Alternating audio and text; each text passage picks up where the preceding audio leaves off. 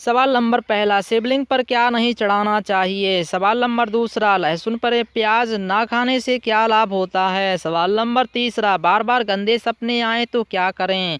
सवाल नंबर चौथा, पूजा में हर रोज 2 चीज़ होनी चाहिए। सवाल नंबर पाँचवा, जो बच्चे रात दिन रोते हैं क्या करें। सवाल नंबर छठवां, लक्ष्मी माता घर कब आती हैं। जी हाँ, ऐसे ही सवालों के जवाब पाते रहने के लिए चैनल को सब्सक्राइब कर लें और बेल आइकन को प्रेस कर दें।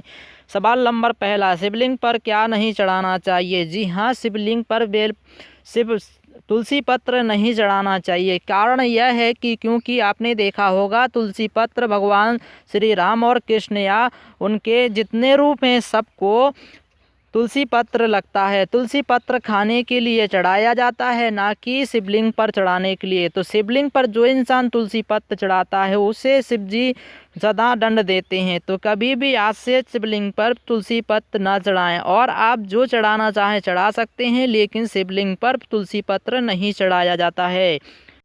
सवाल नंबर दूसरा, लहसुन प्याज ना खाने से क्या होता है। आपने देखा होगा पंडित या फिर जो बानिया होते हैं वो कभी लहसुन प्याज नहीं खाते हैं और उनको भूत प्रेत परेशान नहीं करते हैं। आपने ऐसा देखा ही होगा कि पंडित या जो हमारे तेली होते हैं उनको कभी भी भूत प्रेत परेशान नहीं करते हैं। कारण यह होता है कि लहसुन प्याज जो होता है हमारे पेट में 2 से 3 दिन पचने में लग जाता है, जिसकी वजह से भूत प्रेत हमें परेशान करने लगते हैं।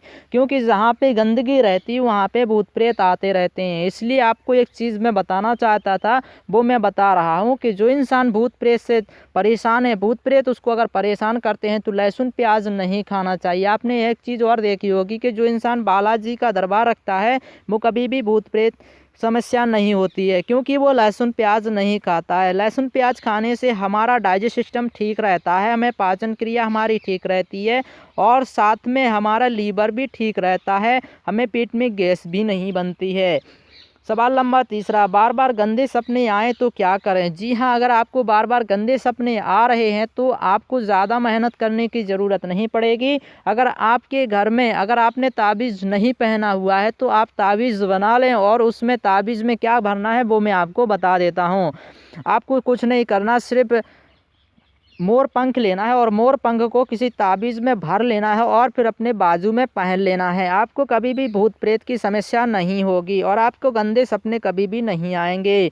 सवाल नंबर चौथा, पूजा में 2 चीज़ होनी चाहिए जिससे कि भगवान प्रसन्न होते हैं। तो आपको ज़्यादा देरी ना करते हुए वो चीज़ें बता देते हैं जिससे कि भगवान प्रसन्न होते हैं। अगर आप शिव जी की पूजा करते हैं तो आपको तुलसी पत्र बिल्कुल भी नहीं चढ़ाना है। अगर आप अन्य किसी भी देव की पूजा करते हैं तो तुलसी पत्र पूजा में ज़रूर लगाएं, क्योंकि पूजा में तुलसी पत्र रहेगा तो भगवान आपका प्रसाद ग्रहण करेंगे। दूसरी चीज़ मैं आपको बताना चाहूँगा कि अगर आप भगवान को स्नान कराते हैं तो आपको उसमें ज़्यादा कुछ नहीं करने की ज़रूरत पड़ेगी। आपको सिर्फ लेना है गंगा जल। गंगा जल से आप अपने भगवान को जल से नहाएंगे तो आप कभी भी भगवान आप पे रुष्ट नहीं होंगे और प्रसन्न रहेंगे और इच्छित फल देंगे। सवाल नंबर पाँचवा, जो बच्चे रात दिन रोते हैं उन्हें क्या करें। तो अगर बच्चे रो रहे हैं तो जो मैंने आपको ताबीज़ पहले बताई हुई है, अगर वही ताबीज़ आप पहना देंगे तो आपके बच्चे जो बार बार रोते हैं वो रोना बंद हो जाएंगे। चलो मैं फिर से बता देता हूँ। एक ताबीज़ में आपको लेना है मोरपंख, और मोरपंख उस ताबीज़ में भर देना है और उसे पहना देना है। कभी भी आपके बच्चे डरेंगे नहीं, रोएंगे नहीं और उन्हें नज़र भी नहीं लगेगी। सवाल नंबर छठवां, लक्ष्मी माता घर कब आती हैं। यह एक विशेष बात मानी गई है कि लक्ष्मी माता घर कब आती हैं। 2 चीज़ें मैं आपको विशेषकर बताऊंगा।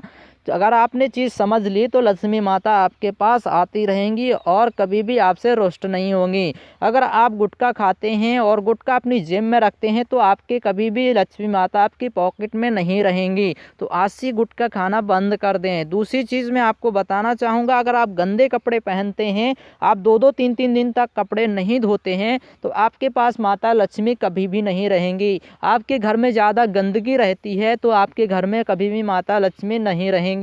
और आपको एक चीज़ और मैं बताना चाहूँगा, अगर आपकी झाड़ू खुले में रखी रहती है तो माता लक्ष्मी कभी भी आपके घर में आना पसंद नहीं करेंगी।